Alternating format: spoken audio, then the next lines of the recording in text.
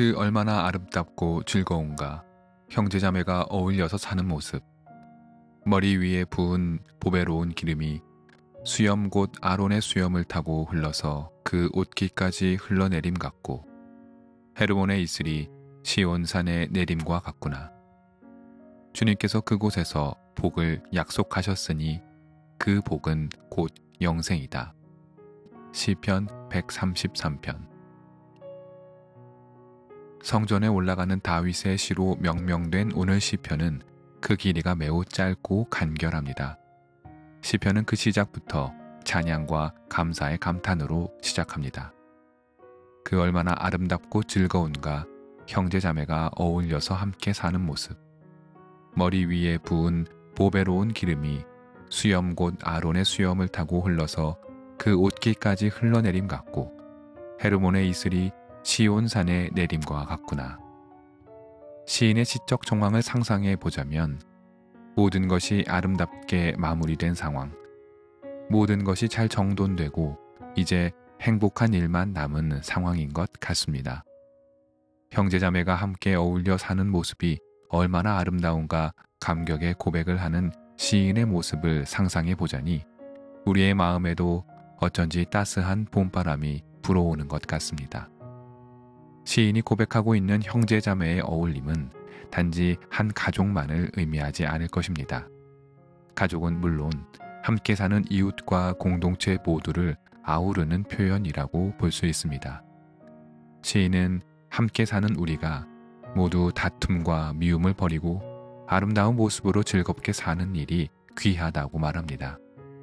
이 묘사를 위해 다채로운 감각을 일으키는 표현을 사용하고 있는데 머리 위에 부은 보배로운 기름이 아론의 수염을 타고 그 옷깃까지 흘러내린다라고 말합니다.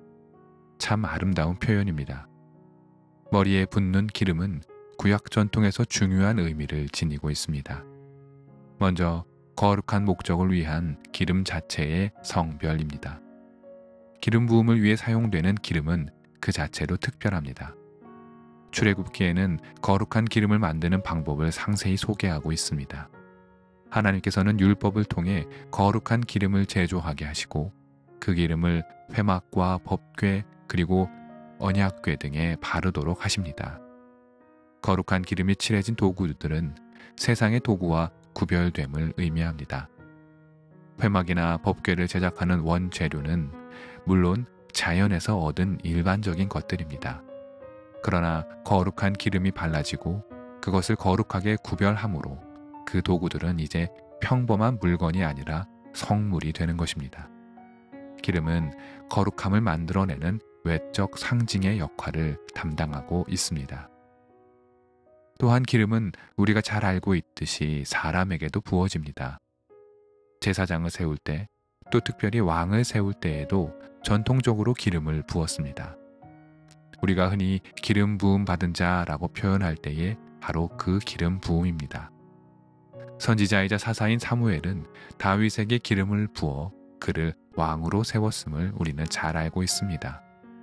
앞서 법궤와 언약궤라는 물건 위에 기름을 부어 그 물건들이 거룩하게 성별되었듯 사람에게도 기름을 붓는다라는 의미는 그 사람을 거룩하게 구별하게 만든다라는 뜻을 지니고 있습니다. 거룩하게 구별된 사람의 특징은 무엇이겠습니까?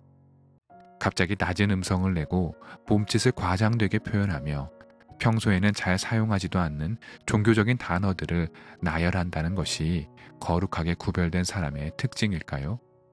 전혀 그렇지 않습니다.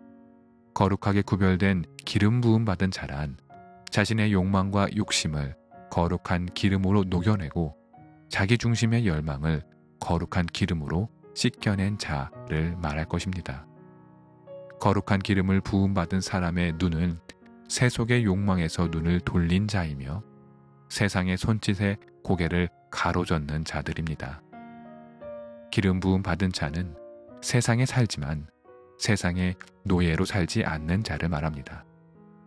우리는 거룩한 기름 부음 받아 왕이자 제사장으로 그리고 예언자로 사신 분을 알고 있습니다. 바로 우리 구주 예수님이십니다. 우리가 거룩한 기름 부음 받은 자라는 자각을 가진 자라면 우리는 기름 부음 받은 거룩한 삶을 사셨던 예수님을 본받아야 합니다. 그것이 기름 부음 받은 자의 구별일 것입니다. 오늘은 시편 저자가 형제자매, 즉 함께 살아가는 가족과 이웃 및 공동체 사람들과 행복하고 아름답게 사는 것을 거룩한 기름 부음 받은 자와 같다고 표현한 이유가 분명해집니다. 아름답고 즐겁게 사는 공동체는 거룩하게 구별된 공동체입니다. 기름 부음 받은 공동체이기 때문입니다. 기름 부음 받은 공동체는 세상의 질서와 반대로 서는 공동체입니다.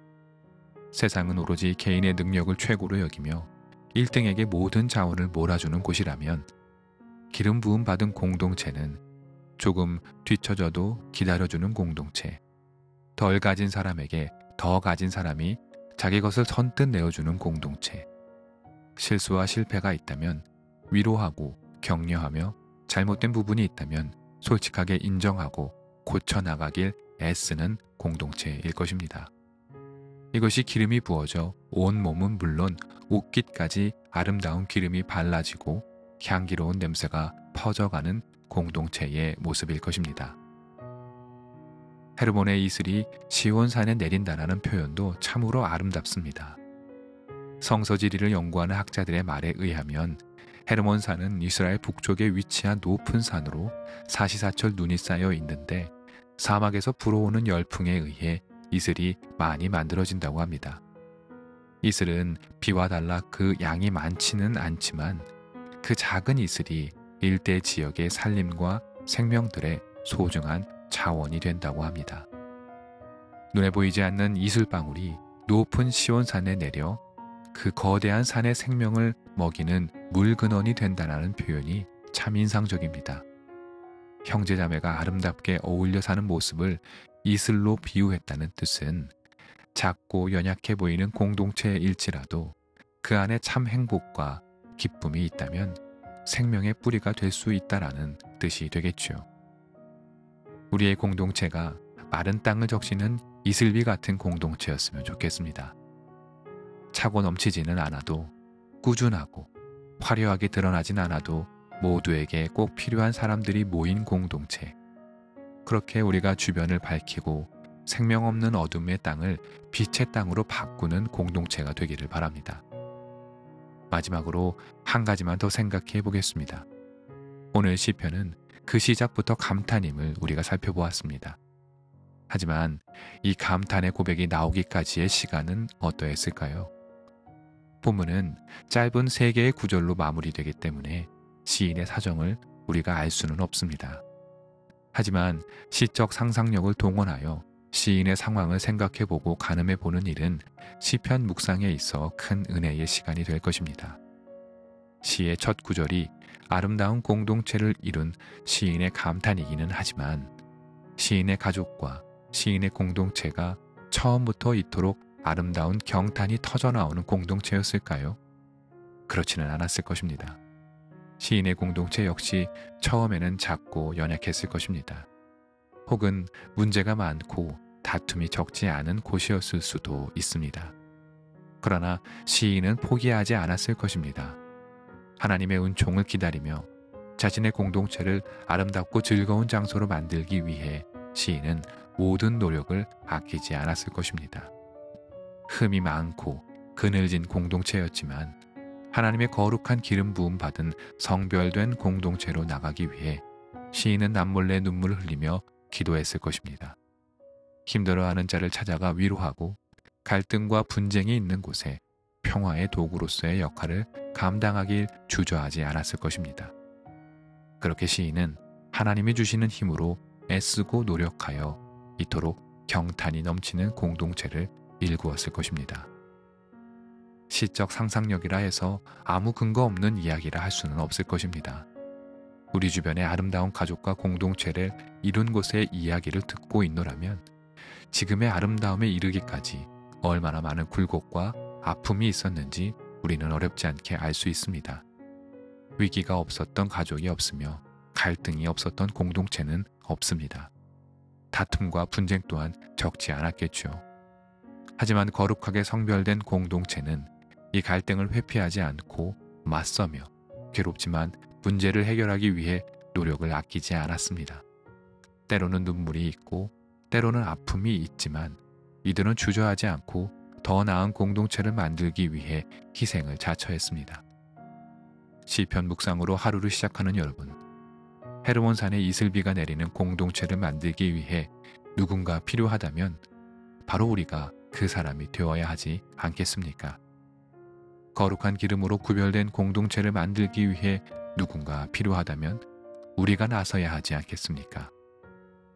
오늘의 시편은 단지 아름다운 공동체를 뽐내기 위한 자랑 시편이 아닙니다.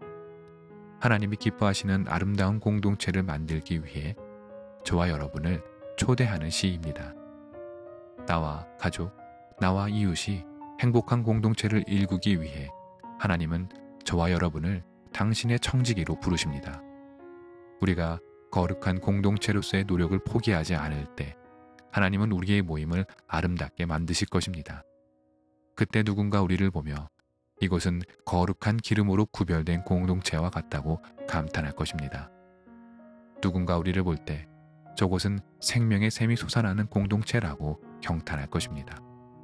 우리의 가족이, 우리의 교회가, 우리의 사회가 생명 넘치는 곳으로 변하기 위해 하나님은 오늘도 당신의 사람을 찾고 있습니다.